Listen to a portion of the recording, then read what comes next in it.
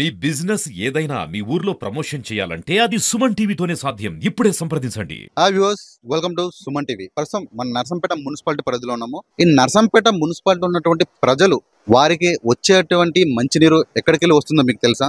సగానికి సగం అయితే మిషన్ భగీరథ ద్వారా నర్సంపేట పట్టణ ప్రజలు మంచినీరు తాగుతున్నారు. ఆ సగం నీరు మిషన్ భగీరథ రాగా మిగతా సగం మాత్రం ఇక్కడ దగ్గరలో ఉన్నటువంటి పాకాల లేక్ నుంచి కాలువ ద్వారా ఒక లిఫ్ట్ ప్రాజెక్ట్ ద్వారా అంటే అక్కడి నుంచి మోటార్ల ద్వారా ఎత్తేసి ఇక్కడ ఉన్నట్టు సంపులో నింపుతూ ఉంటారు. మీరు ఇక్కడ చూసుకోవచ్చు, ఇక్కడనే ఈ సంపులోనే స్టోర్ చేస్తారు. ఈ సంపు వచ్చేసి ఒక 10 నుంచి 12 ఫీట్ల లోతు ఉంటుంది. ఈ లోతు గల ఈ సంపులోకి ఈ కాలువ ద్వారా ఎక్కడైతే ఈ దగ్గరలో ఉన్నటువంటి ఒక సేమ్ ఇలాంటిదే ఒక ప్లేస్ ఉంటుంది. అక్కడ కాలువ ద్వారా వచ్చినట్టు వాటర్ ని అక్కడ కొన్ని మోటార్ల సహాయంతో ఇక్కడ వరకు ఈ సంపులో నీటిని నిల్వ చేస్తారు.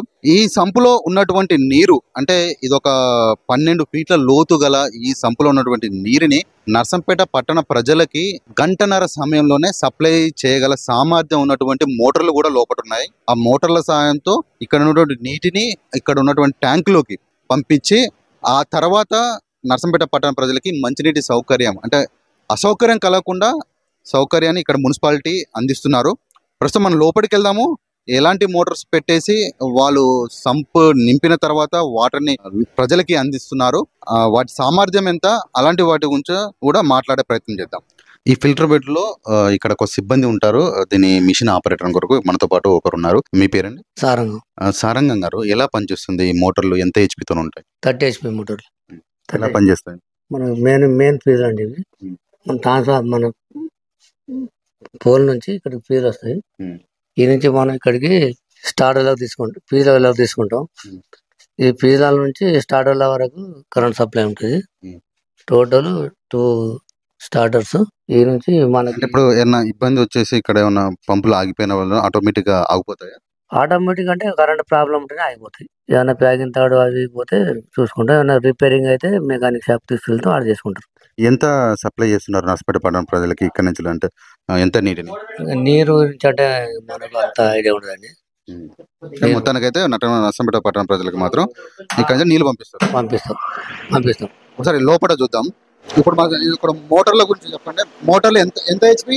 2 30 HP అండి. 2 30 HP కరెంట్ సప్లై అండి. ఈ 2 30 HP మోటార్లు మనకు వాటర్ సప్లైకి నర్సంపేటకు 2 30 HP మోటార్లు మనకు 30 HP మోటార్లు నడుస్తుంటాయి. ప్రాబ్లం ఏం రాదండి. ఏమైనా వైండింగ్ ఇట్లా ఏదైనా పోయేది ఉంటే మెకానిక్ షాప్ తీసుకొస్తాం. మా సారు ఇమీడియట్లీ స్పందించి మోటార్ రిపేర్ చేస్తాడు, మళ్ళీ మోటార్ తీసుకొచ్చి చేపిస్తాడు. 12-13 ఫీట్లు ఉంటుందండి లోపల. ఒక 1.5 గంటన్నర 12 గంటలు వస్తాయి లోపలి మనకు వాటర్ సప్లై బయటకు పెట్టడానికి. చూసారు కదా, నర్సంపేట పట్టణ ప్రజలుకి సప్లై అయ్యేటువంటి మంచినీరు అనేది ఇక్కడి నుంచే వస్తుంది.